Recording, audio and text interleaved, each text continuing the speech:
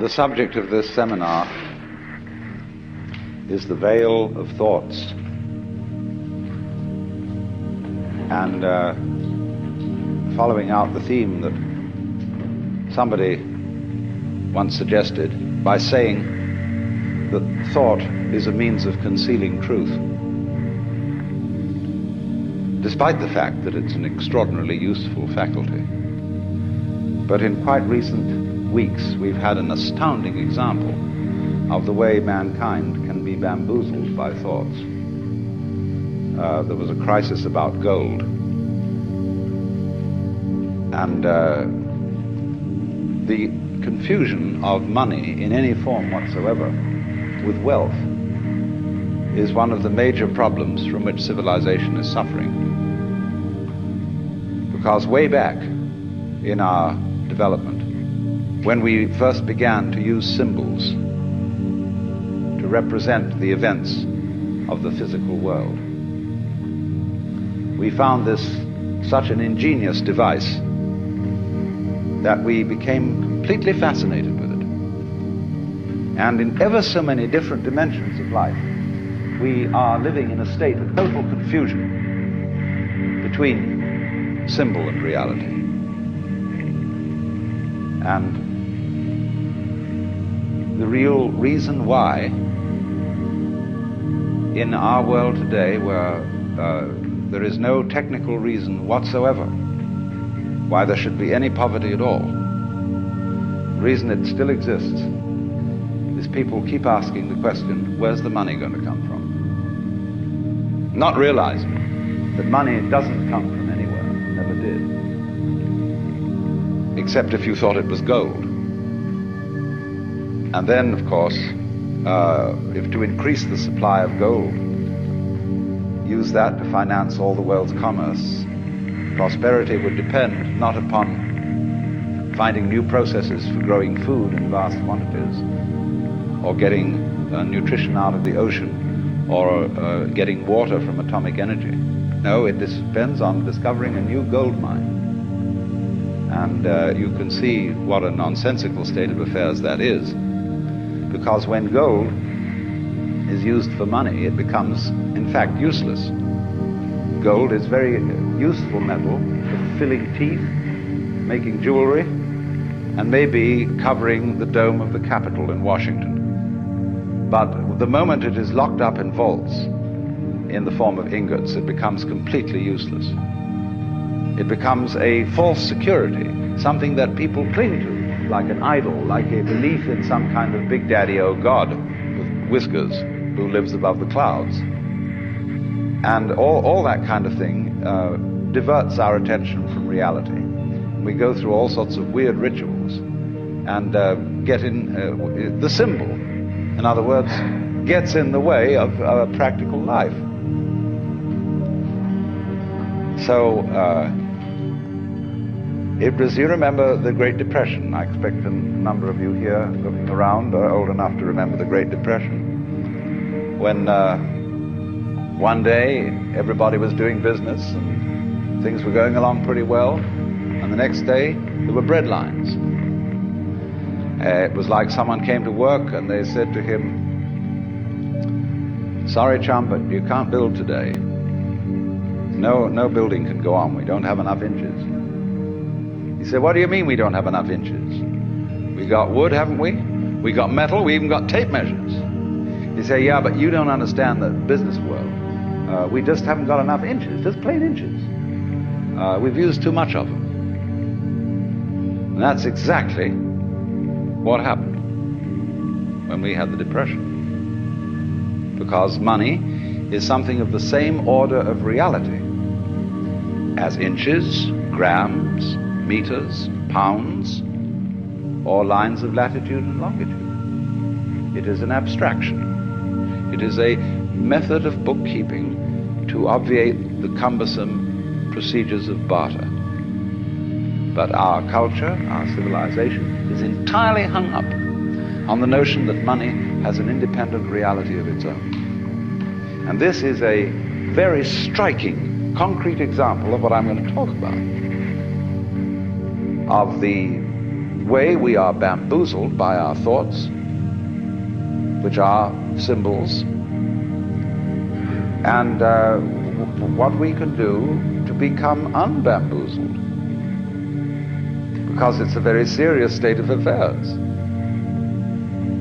Most of our political squabbles are entirely the result of being bamboozled by thinking. And it is to be noted that as time goes on, the matters about which we fight with each other are increasingly abstract. And the wars fought about abstract problems get worse and worse. We are thinking about vast abstractions, ideologies called communism, capitalism, all these systems, and paying less and less attention to the world of physical reality, to the world of earth and trees and waters, people, and so are, in the name of all sorts of abstractions, busy destroying our natural environment. Ask, what do you mean by A, or what do you mean by B? Or if you say 1 + 2 = 3, that's perfectly clear. But you don't need to know 1 what, 2 what, or 3 what.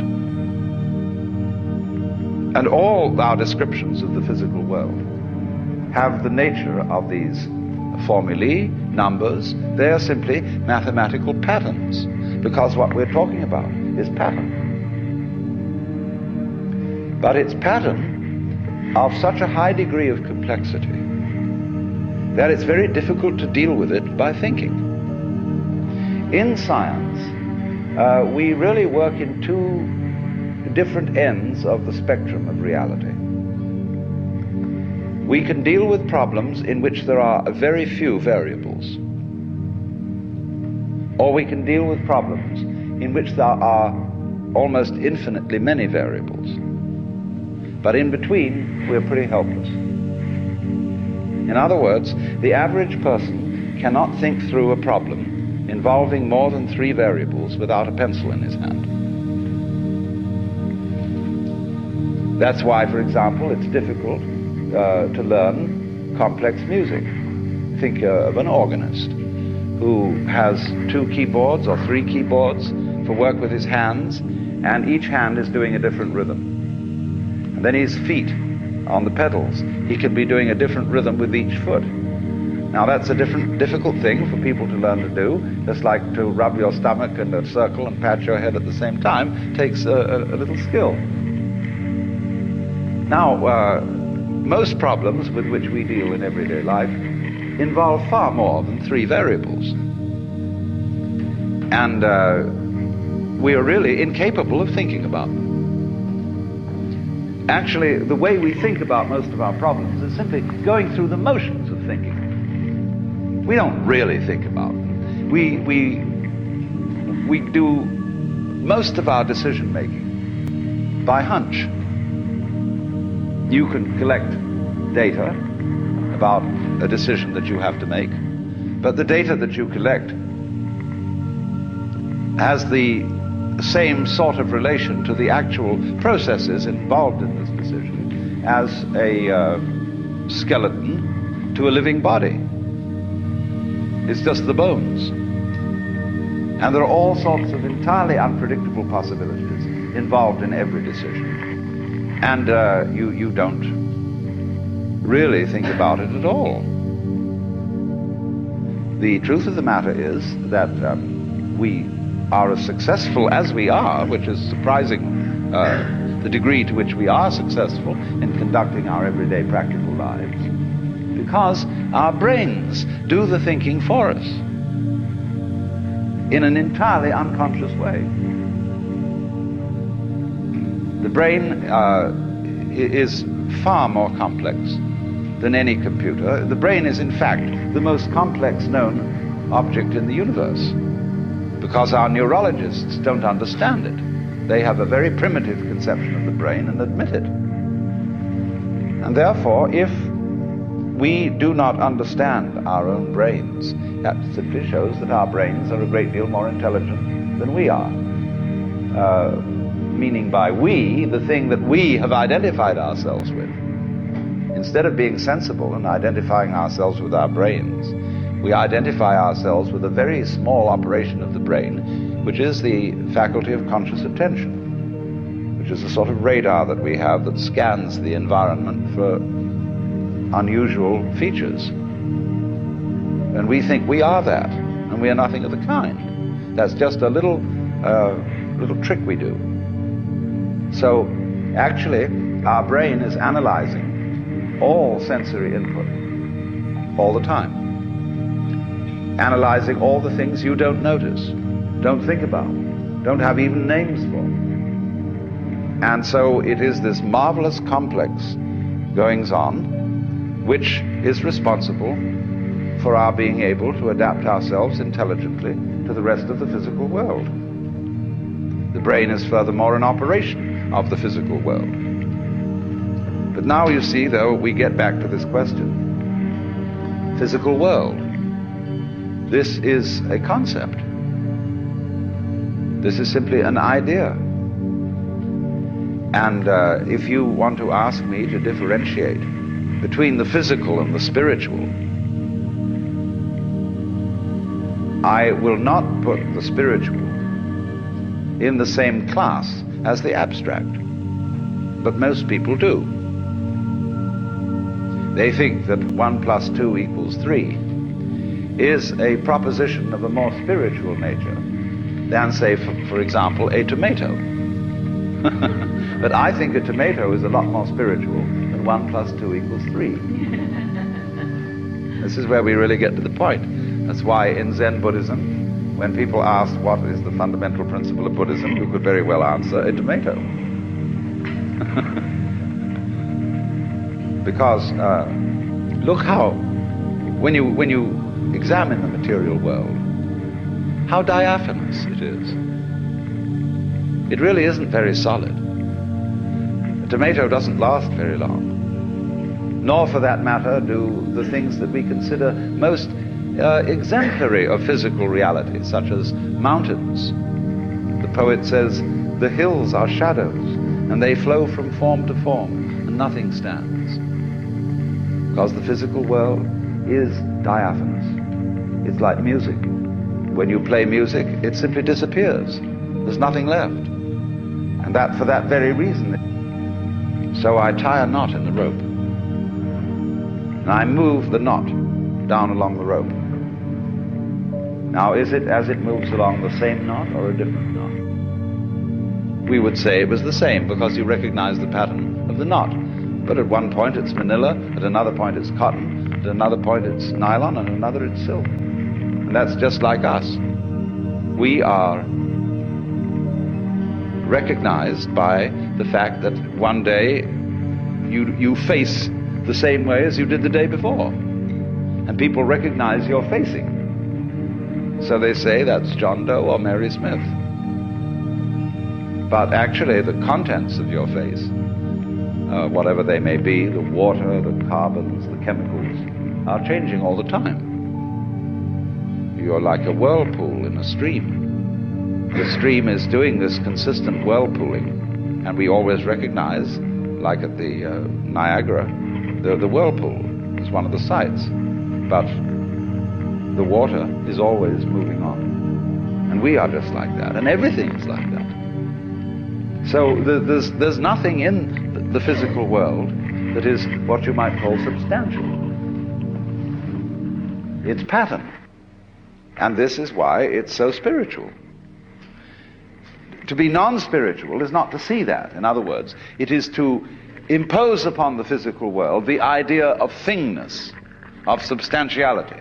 That is to be, in the sense that the Hindus use it, that is to be involved in matter, to identify with the body.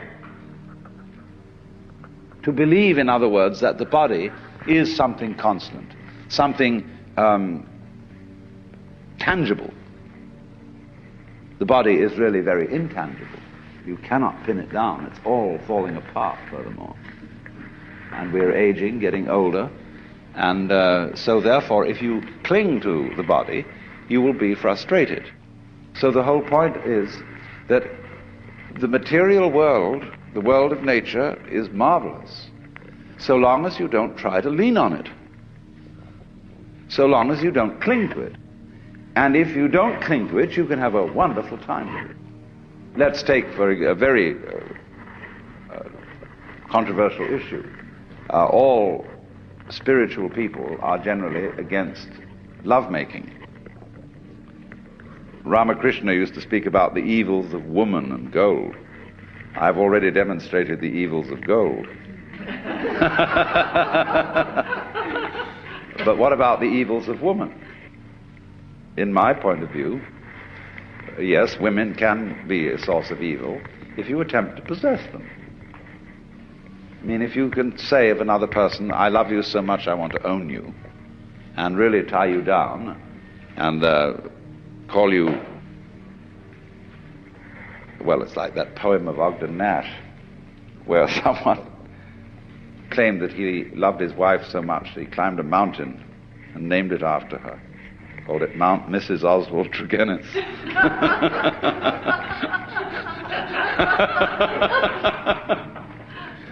And so, in other words, if you try to possess people and you make your sexual passion possessive in that way, then of course you are trying to cling to the physical world. But you see, women are in a way much more interesting if you don't cling to them, if you let them be themselves and be free. And in my opinion, you can have a very spiritual sex life if you are not possessive. But if on the other hand you are possessive, then you're in trouble. So, but you know, the average Swami won't agree with that, because he confuses, by thinking that the body that I touch is something evil. He's hung up with it. It's like the story of the two Zen monks who were crossing a river, and it was the ford was very deep because of the flood, and there was a girl trying to get across, and one of the monks immediately picked her up, threw her over his shoulder and carried her across, put her down on the other side, and then the monks went one way and she went another. And the other monk had been in a kind of embarrassed silence, which he finally broke, and he said, do you realize that you broke a monastic rule by touching and picking up a woman like that? And he said, oh, but I left her on the other side of the river and you're still carrying her.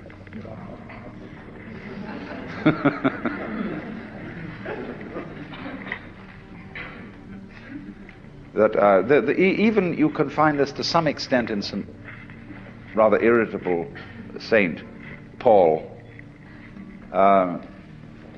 where he speaks of the opposition of the flesh and the spirit.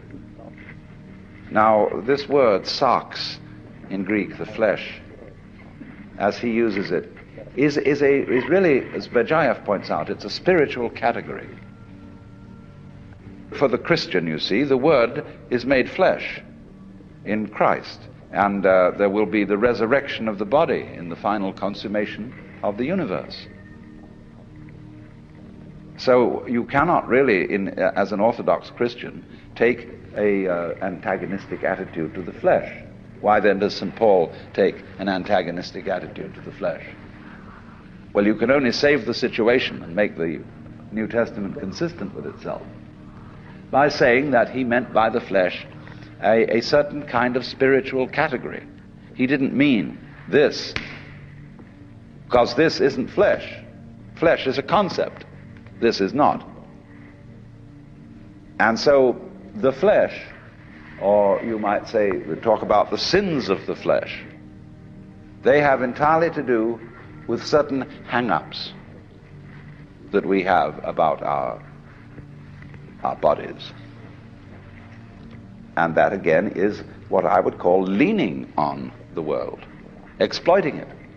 When you take, as a Buddhist, you take the third precept, Kamesu michachara veramani sikapadam samadhiyami. And it's usually translated, I undertake the precept to refrain from adultery. It doesn't say anything of the kind. Karma is passion. Kamesu mityahara, therefore, is, I undertake the precept not to exploit the passions. So in other words, you may be bored, see? And you're feeling sort of empty and at a loose end, and you think, well, I don't know, let's go and commit adultery. It might liven things up, see? And that would be what they call in Zen, raising waves when no wind is blowing. It would be quite a different matter if, in a perfectly spontaneous and natural way, you fell in love with some woman. You wouldn't be going out of your way to get into trouble. It would be appropriate and natural at the time. Or in the same way, a lot of people, instead of saying, let's commit adultery, when they feel sort of bored, they say, let's go and eat something. And so they become fatter and fatter and fatter because they're filling the spiritual vacuum in their psyche with food, which doesn't do the job. It's not the function of food to fill spiritual vacuums. So in this way, one exploits the appetites or the passions. So likewise also the fifth precept, Sura Merya Majjapamadhatana, is the list of intoxicating substances. And it doesn't say that you are not going to take them. It says you're not going to be intoxicated by them. In other words, a Buddhist may drink but not get drunk. I don't know how that applies to psychedelics, but that's another story. So one might say then that we are confused through and through about what we mean by the material world. And what I'm first of all doing is I'm just giving a number of illustrations which show how confused we are. And let me repeat this to get it clear, because it is rather complicated. In the first place, we confuse abstract symbols, that is to say numbers and words and formulae, with physical events, as we confuse money with consumable wealth. In the second place, we confuse physical events, the whole class and category of physical events, with matter. But matter, you see, is an idea, it's a concept. It's the concept of stuff, of something solid and permanent that you can catch hold of. Now, you just can't catch hold of the physical world. The physical world is the most evasive, elusive process that there is. It will not be pinned down, and therefore it fulfills all the requirements of spirit. So what I'm saying then is that the non-abstract world, which Korzybski called unspeakable, which was really a rather good word, is the spiritual world. And the spiritual world isn't something kind of gaseous, abstract, formless, in that sense of shapeless. It's formless in another sense. The formless world is the wiggly world. There really is no way that the physical world is. In other words, the nature of truth. I said in the beginning, somebody had said that thoughts were made to conceal truth. This is the fact, because there is no such thing as the truth that can be stated. In other words, ask the question, what is the true position of the stars in the Big Dipper? Well, it depends where you're looking at them from. And there is no absolute position. So in the same way, accountants, a good accountant will tell you that any balance sheet is simply a matter of opinion.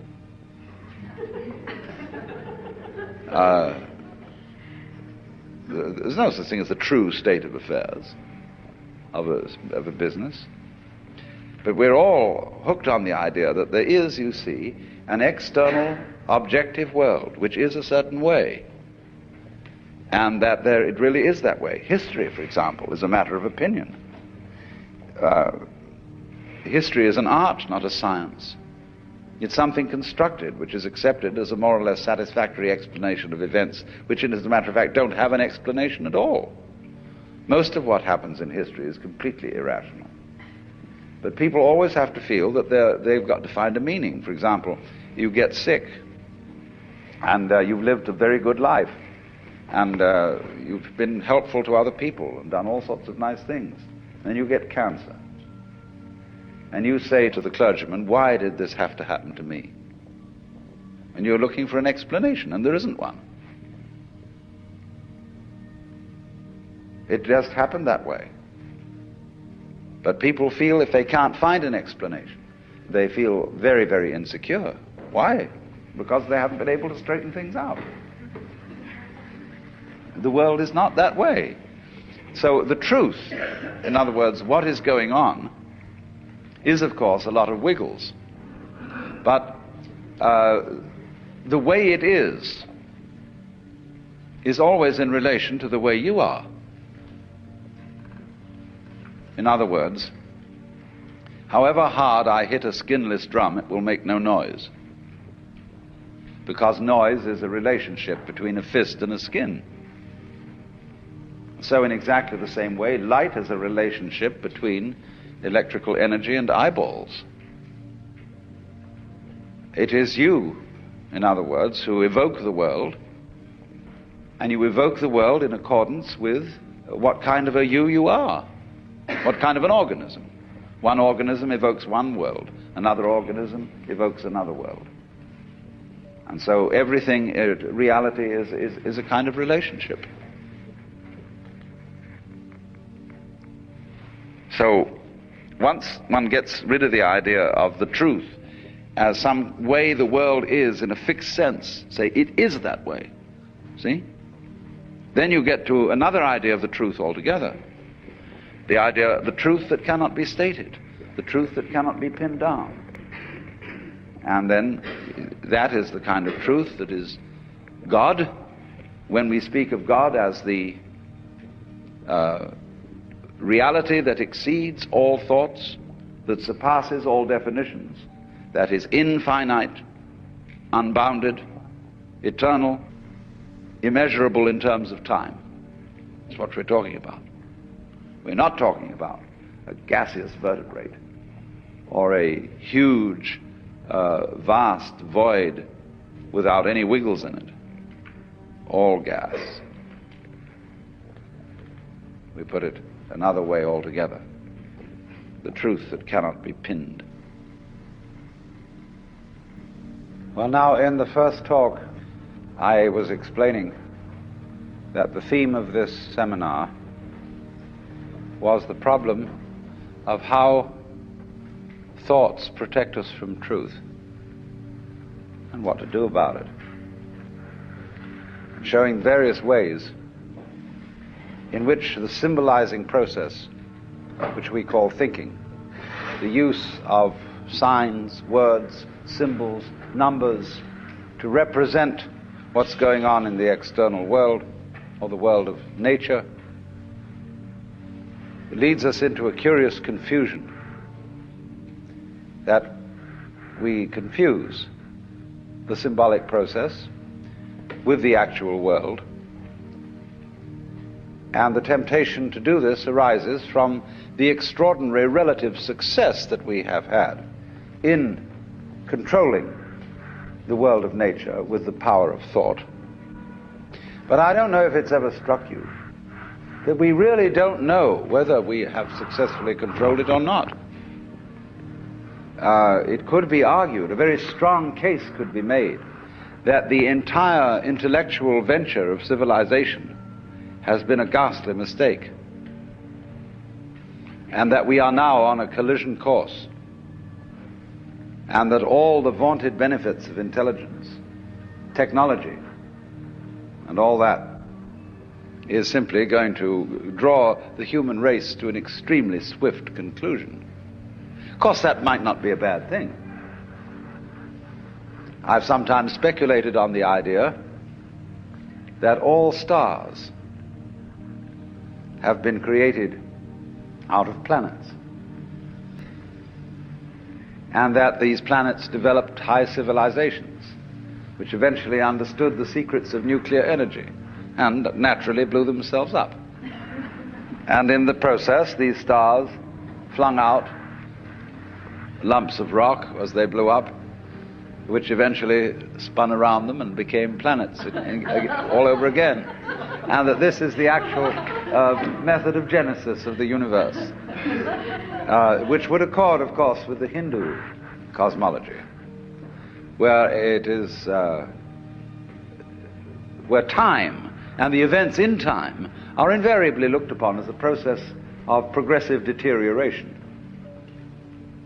through the cycles of each kalpa, in which things get worse and worse as time goes on, until it can't stand itself anymore, and it blows up, and after a period of rest and recuperation, begins all over again.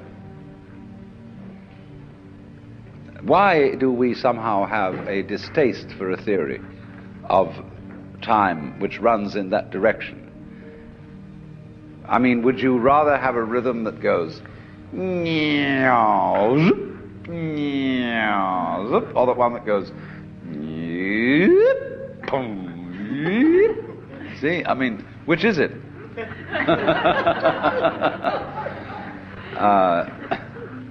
Or do you want one that's going up always? You see, always getting better. You can't even imagine such a state of affairs, because you know it's relative. As you succeed in life, you simply well, there was a communist, a Russian, not a communist, a Russian philosopher who accused the communists in their various 5-year plans and progressive notions, wherein people were always preparing for tomorrow, of converting all human beings into caryatids. Now, you know, a caryatid is a pillar shaped in a human form which supports a roof.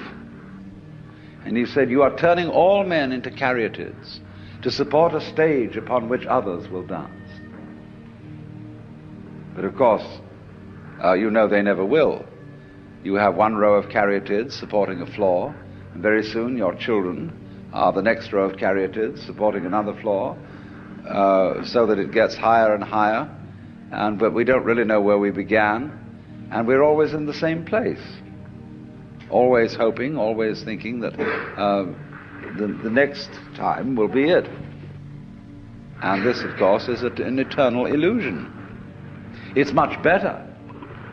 Actually, one will be much happier to think that the future is simply deteriorating. I can explain that very simply. Human beings are largely engaged in wasting enormous amounts of psychic energy in attempting to do things that are quite impossible. You know, as the proverb says, you can't lift yourself up by your own bootstraps. But recently, I've heard a lot of references in just general reading and listening where people say, we've got to lift ourselves up by our own bootstraps. And you can't. And you can struggle and tug and pull till you're blue in the face, and nothing happens except that you exhausted yourself. All sensible people, therefore, begin in life with two fundamental presuppositions. You are not going to improve the world, and you are not going to improve yourself. You are just what you are. And once you have accepted that situation, you have an enormous amount of energy available to do things that can be done. And everybody else looking at you from an external point of view will say, my God, how much so-and-so has improved.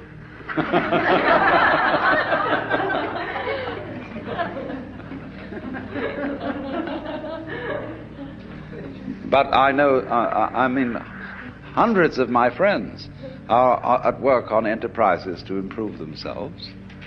by one religion or another, one therapy or another, this system, that system, and I'm desperately trying to free people from this. And I suppose that makes me a messiah of some kind. But the thing is that you can't do it. One very simple reason, which I think most of you are by now familiar with, is that the part of you which is supposed to improve you is exactly the same as that part of you which needs to be improved. In other words, there isn't any real distinction between bad me and good I, between the higher self, which is spiritual, and the lower self, which is animal.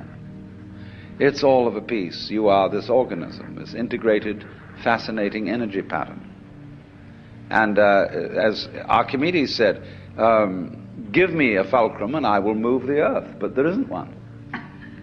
It's like, betting on the future of the human race. If I were really smart, I would lay a bet that the human race will destroy itself, because in practical politics one realizes that nothing is going to work out right. No candidate I've ever voted for ever won the election. So, but the trouble is there's nowhere to place the bet. And so, since I can't place the bet anywhere, I'm involved in the world and must perforce try to see that it doesn't blow itself to pieces. But the thing, I once had a terrible argument with Margaret Mead. She was holding forth one evening on the absolute horror of the atomic bomb and how everybody should immediately spring into action and abolish it. But she was getting so furious about it that I said to her, you scare me, because I think you're the kind of person who will push the button in order to get rid of the other people who were going to push it first. And she told me that I had no love for my future generations, no responsibility for my children, that I was a phony Swami who believed in retreating from facts. But I maintained my position. Robert Oppenheimer, a little while before he died, said that it's perfectly obvious that the whole world is going to hell. The only possible chance that it might not is that we do not attempt to prevent it from doing so. Because you see, all the troubles going on in the world now are being supervised by people with very good intentions. Their attempts to keep things in order, to clean things up, to forbid this and prevent that possible horrendous damage.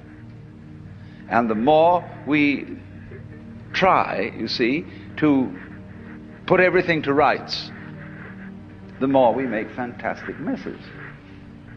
And it gets worse. And maybe that's the way it's got to be. Maybe I shouldn't say anything at all about the folly of trying to put things to right, but simply on the principle of Blake, let the fool persist in his folly so that he will become wise. Will this be an argument against conservation? This is an argument against all kinds of do-gooding. In other words, what I'm saying is, don't take me too seriously. I'm pitching a case for the fact that the civilization has been a mistake. That it would be much better to leave everything alone. That the wild animals are wiser than we, in that they, putting it in our crude and not very exact language, they just follow their instincts. And if a moth mistakes a flame for the signal on which it gets a mating call and flies into the flame, so what? That just keeps the moth population down. And the moth doesn't worry. It doesn't go buzzing around in a state of anxiety, wondering whether this sex call is the real thing or just a flame. It doesn't think consciously about the future. At least we suppose this is so. Maybe it does, but we suppose that it doesn't. and therefore it isn't troubled. And but the species of moths goes on and on and on, and so far as we know, it's been around for an incredibly long time, and maybe even longer than we have. Bees, ants, creatures of this kind, they have long since escaped from history, so far as we can see. In other words, they live a settled existence, which you might consider rather boring, because it doesn't have constant change in the way that we do. They live the same rhythm again and again and again and again, but because they don't bother to remember it consciously, it never gets boring. And because they don't bother to predict, they're never in a state of anxiety. And yet they survive. Now we, who look before and after, as Emerson says, and predict, and are always concerned whether this generation is going to be better or worse than the one that came before, we are tormented. And we just don't realize, because of this tremendous preoccupation with time, we don't realize how beautiful we are, in spite of ourselves. Because you see, the conscious radar is a troubleshooter. It's always on the watch out for variations in the environment which may bring about disaster. And so our consciousness is from one day's end to another entirely preoccupied with time and with planning and with what has been and with what will be. And since troubleshooting is its function, we then get the general feeling that man is born to trouble.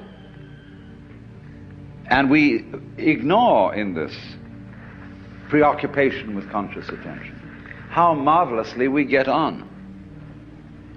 How, for most of the time, our physical organs are in a fantastically harmonious relationship. How our body relates by all sorts of unconscious responses to the physical environment. So that if you became aware of all the adjustment processes that are being managed spontaneously and subconsciously by your organism, you would find yourself in the middle of great music. And of course this occasionally happens. Well, the mystical experience is nothing other than becoming aware of your true physical relationship to the universe. And you're amazed, thunderstruck by the feeling that underneath everything that goes on in this world, the fundamental thing is a state of unbelievable bliss. Well, why not? Why else would there be anything happening? Because if the game isn't worth the candle, if the universe is basically nothing but a tormented struggle, why have one? Hasn't it ever struck you that it would be much simpler not to have any existence? It would require no effort. There would be no problems. So why is there anything going on? Let me say, not why, but how is there anything going on? Because if it's all fundamentally a drag, I just don't see any reason for its being.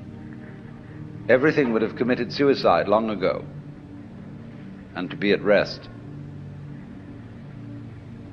Abu Ben Adhem, may his tribe decrease by cautious birth control and be at peace.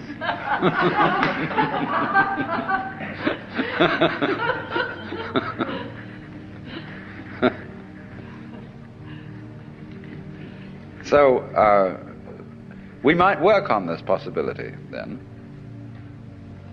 that civilization is a mistake, and that we've taken completely the wrong track and should have left things to nature, as it were. And of course this is the same problem that is brought up in the book of Genesis. Actually, the fall of man in Genesis is his venture into technology, because in the Bible the Hebrew words for the knowledge of good and evil are connected with techniques. What is technically expeditious and what is not. Words connected with actually metallurgy. And to be as God, you see, when you eat of the fruit of the tree of knowledge and you become as God, means you think you're going to control your own life. And God says, okay, baby, you wanted to be God, you try it.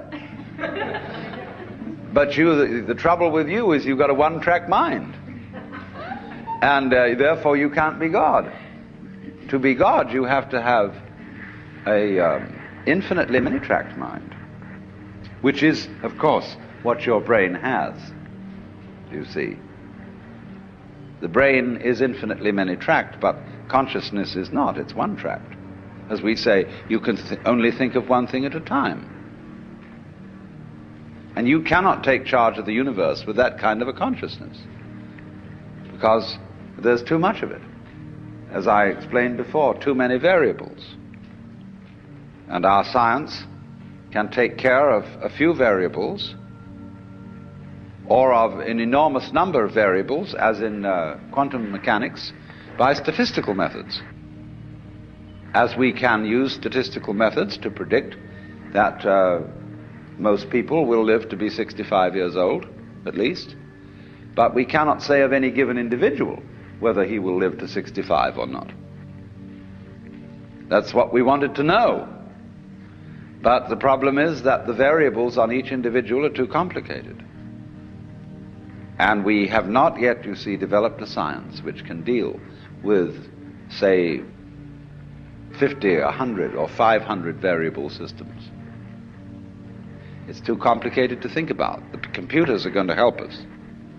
But as yet, we're either on the low number or the extremely high number. And these are outside the range of the problems with which we're really concerned. That's why, for example, a lot of people have taken to using the I Ching, the Book of Changes. Because if you're tossing a coin to make your decisions, and everybody does fundamentally make their decision by tossing coins, it's better to have a 64-sided coin than a two-sided coin. The I Ching gives you 64 possibilities of approach to any given decision instead of just two, yes or no. It's based on yes or no, because it's based on the yang and the yin. But in the same way that computers, digital computers, use a number system which consists only of the figures 0 and 1, out of which you can construct any number. And this was invented by Leibniz, who got it from the Book of Changes. It's amazing how this book is somehow always with us. But this then is a way of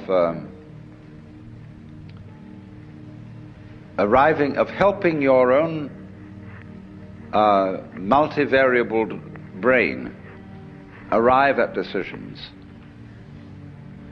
cooperating with your own mind.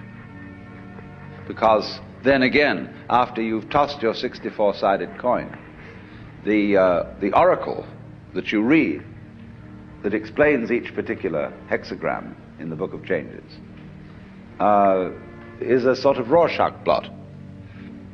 It is very laconic remarks into which everybody reads just exactly what they want to read. But that helps you make a decision by the fact that you don't really have to accept responsibility for it. See, then you can say, it told me. I consulted the oracle. Same way when you go to a guru. You say, my guru is very wise and he has instructed me to do this, that and the other. But it was you who decided on this guru. How did you know he was a good one? See, you gave him his authority because you picked him out. It always comes back to you. But we like to pretend it doesn't. But the thing is that Oneself is certainly not the stream of consciousness. Oneself is everything that goes on underneath that, and of which the stream of consciousness is a mere, it has about the same relation to oneself as the bookkeeping does to a business. And if you're selling grocery, there's very little resemblance between your books and what you move over your shelves and counters.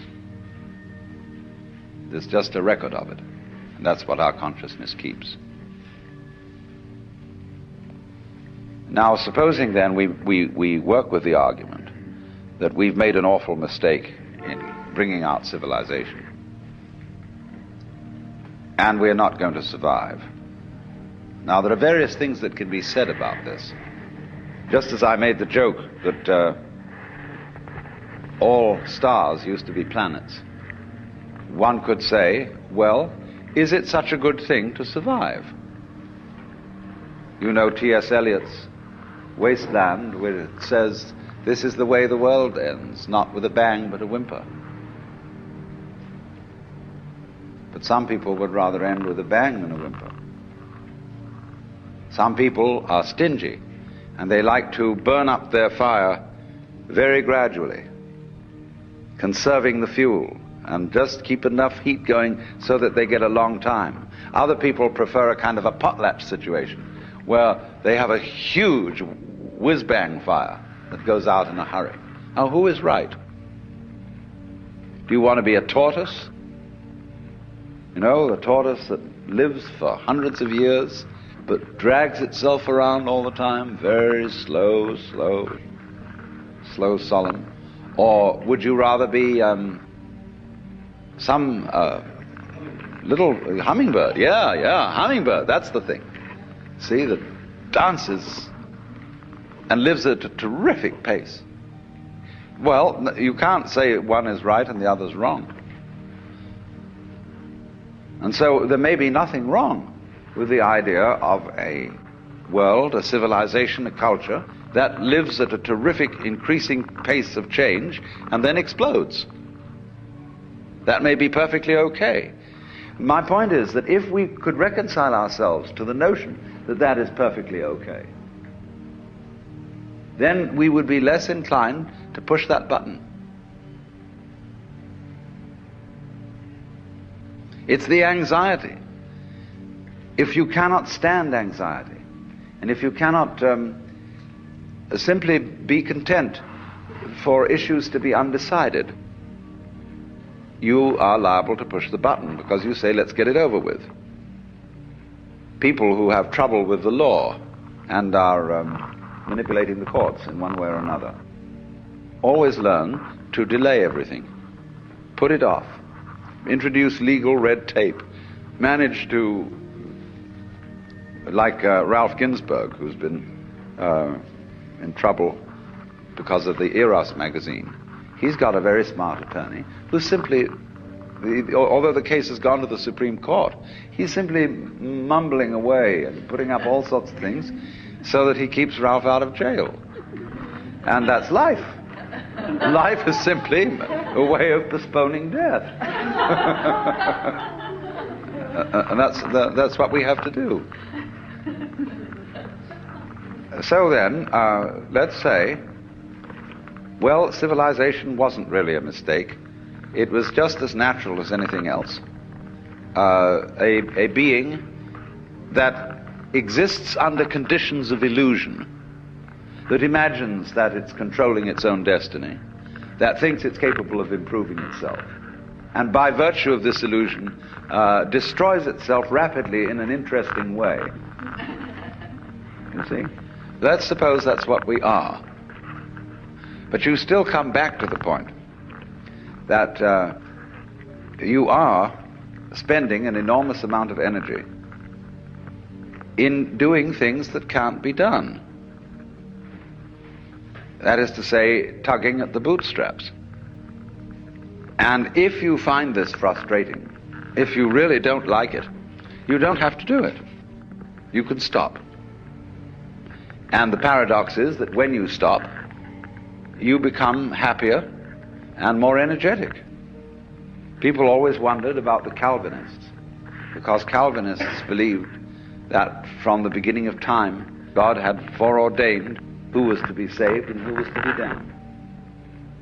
And you have no choice. Predestination. And therefore, the logical assumption would be that people who believed in predestination would be laissez-faire. They'll just sit and wait. There's nothing we can do about it. But Calvinists were quite other than that. They were very energetic people, too energetic. Very, very vigorously moral. They gave us the Protestant ethic. But they believed in predestination. Because you see, they simply had all the psychic energy which Catholics were dissipating upon wondering whether they were saved or not. See? And being in a state of fear and trembling about, have I made the right decision? Did I act rightly? And so on. So they didn't have as much energy as the Calvinists. So then in this day and age, we say in the line of thought of psychiatry or of most schools of psychotherapy, it's important for you to accept yourself rather than to be in conflict. Get with yourself. But everybody says but, because nobody dares take that too far. There's always a little bit of reservation on the end of it. It's like I've never heard a preacher to this day give a sermon on the passage in the Sermon on the Mount which begins, "Be not anxious for the morrow." They do occasionally refer to it and say, well, that's all very well for Jesus. But the actual putting into practice of this, nobody will agree with. They say it's not practical to not give a damn about how you're going to provide for the next day's meals and all that sort of thing. But it is practical. It's much more practical than what we're doing. If you mean by practical that it has survival value. Only, I want to point out that this is a kind of a two-step way. You see, the first step is not being anxious for the morrow. Not dreaming for one moment that you can change anything or improve anything. Which of you, by being anxious, can add 1 cubit to his stature? You see? But this, just like the belief in predestination, has an unexpected consequence. Namely, the making of the energy available. So that, in fact, you can take care of the morrow, but for the simple reason that you're no longer worrying about it. And thus it comes about that people who do not live for the morrow have some reason to make plans. But those who live for the morrow have no reason to make plans for anything, because they never catch up with tomorrow, because they don't live in the present. They live for a future which never arrives. And that is very stupid. But you see, all this is said in quite another spirit than the spirit of sermonizing. I'm not talking at all about something you should do. All I'm doing is explaining a situation, and you can do anything you like about it. Actually, you know, you cannot lift yourself up by your own bootstraps, however hard you try. And I'm merely pointing out that it can't be done. I'm not saying that you shouldn't try, because it may be your lifestyle to be constantly attempting to do things that can't be done. I do this in a way because all poets do it. The poet is always trying to describe what cannot be said. And he gets close, you know. He often really gives the illusion that he's made it. And that's a great thing, to be able to say what can't be said. I'm trying to say, to express the mystical experience. And it just can't be done. And therefore everything I'm saying to you is a very elaborate deception.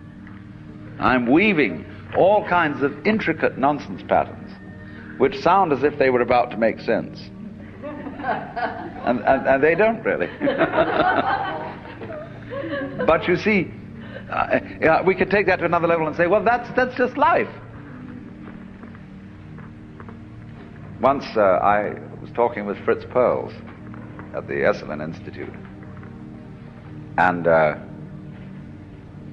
he said, the trouble with you is you're all words.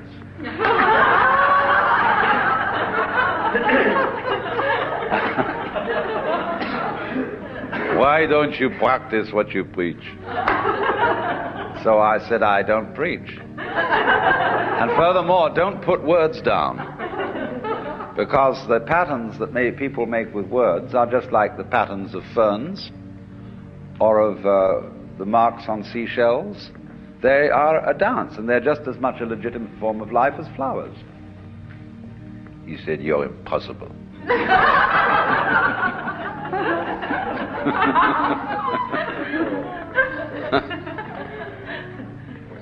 But you see, that's very important, and that is why in certain forms of methods of meditation and religious rituals, we use words in a way that is not ordinarily in accord with the use of words. Words are normally used to convey information. But in religious rituals, words are not used to convey information. Words are used musically for the sake of sound. And this is a method of liberating oneself from enthrallment with words. When you say any ordinary word, just take a word like body, see? And you say it once, and it seems to be quite sensible. But say it 4 or 5 times. Body, body, body, body, body, body. And you think, what a funny noise. Isn't that curious?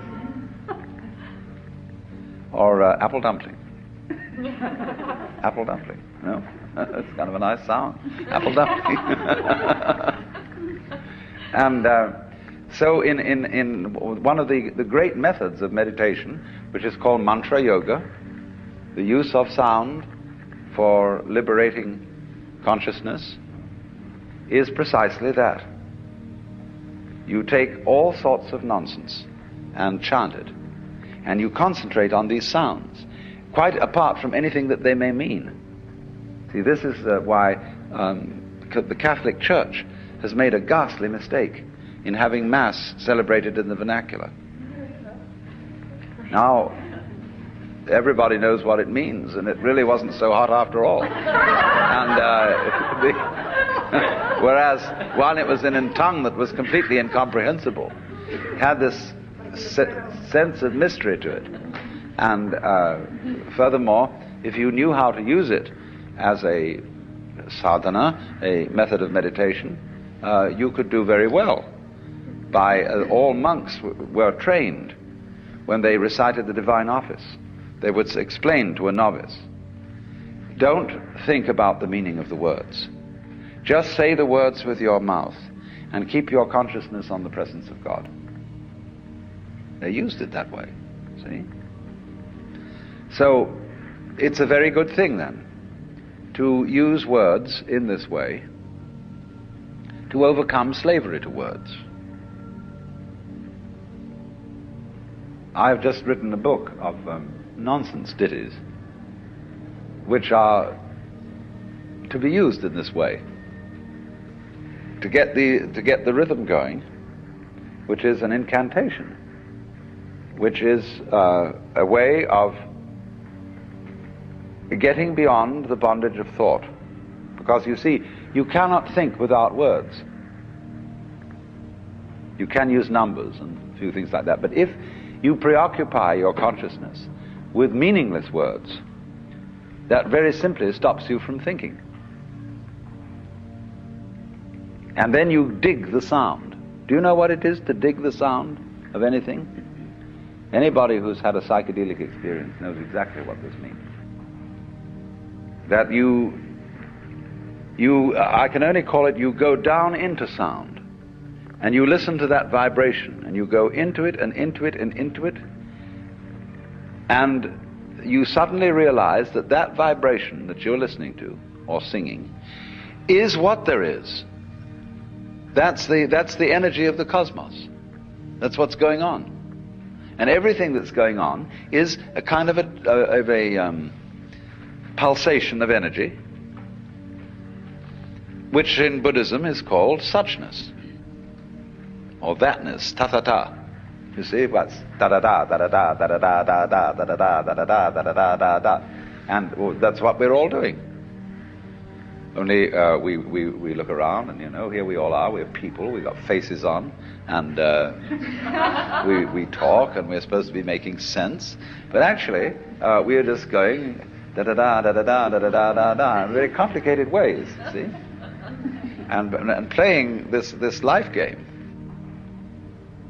And the thing is that if we don't get with it, it passes us by. That's all right. You can miss the bus. It's your privilege. You see? But it really is a great deal to go with the dance and know that that's what you're doing. Instead of agonizing about the whole thing.